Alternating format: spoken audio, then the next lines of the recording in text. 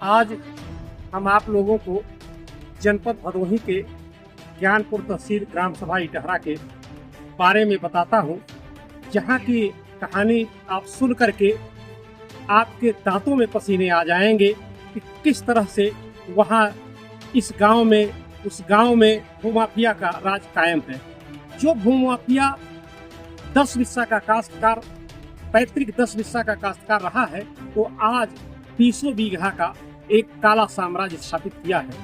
जो पेशे से कभी लेखपाल रहा है, उसने गांव के गरीब दलित मल्लू आदि लोगों की जमीनों पर कब्जा करके एक काला साम्राज्य स्थापित किया है। वहाँ के ग्राम प्रधान ने प्रस्ताव भी पारित किया था कि इसके कब्जे से अनाधिकृत जमीन, ग्राम समाज की जमीन, कन्या पाठशाला की जमीन, खेलकूद की जमीन, गरीबों की जमीन जो इसके कब्जे में, अनाधिकृत कब्जे में है, उसे छुड़ाया जाए। उनके खिलाफ भी एक षड्यंत्र रचा था।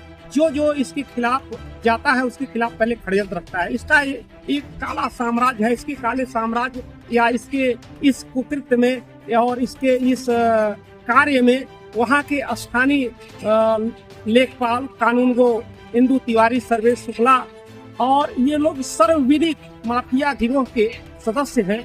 और इन्होंने जिस तरह से काला साम्राज्य स्थापित किया है वो किसी से छिपा नहीं हुआ। लेकिन ये लोग कोई भी जब कोई बात उठाता है, क्या पत्रकार है या समाजसेवी है, तो उनको फंसाने का काम करते हैं। अपने कुकृत्य को छिपाने के लिए किसी कोई न जाए, हमारा काला साम्राज्य बना रहे, हमारा इस तरह से सिस्टम बना रहे, इसलिए उनको फंसाने का काम करते हैं। और पता नहीं क्यों प्रशासन, हम नहीं बता सकते कि प्रशासन इससे अभी तक नहीं पूछ पाई है कि 10 बिस्सा का काश्तकार कैसे बन गया 20 बीघा का मालिक। 20 बीघा में अपना साम्राज्य, किसी के बगीचे में मकान बनवा लिया है, पूरे ग्राम समाज की जमीन को कब्जा कर लिया है।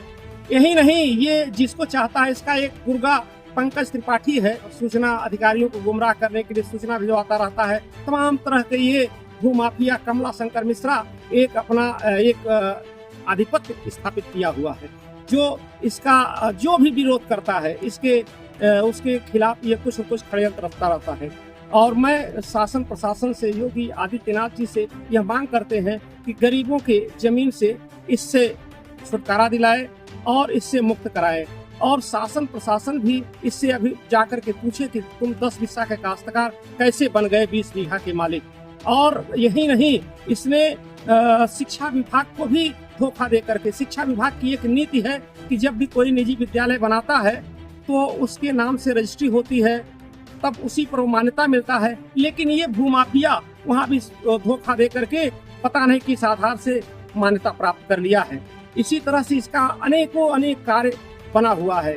और ये सिद्ध प्रसिद्ध एक माफिया का गिरोह के सदस्य है ये।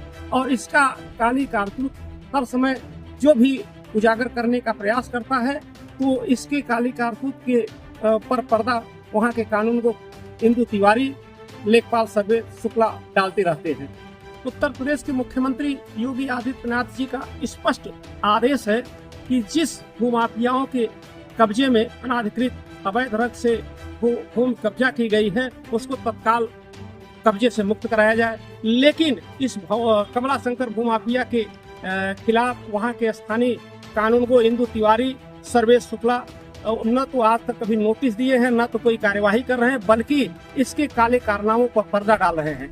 इस भूमाफिया का इतना बड़ा साम्राज्य हो गया है कि इसके खिलाफ जो भी बोलता है उसके खिलाफ कुछ न कुछ षड्यंत्र करके ये उसका मुंह दबाने का प्रयास करता है। यहाँ तक कि पत्रकारों को भी ये उनके कलम, उनके जबान को बंद करने का प्रयास करता है।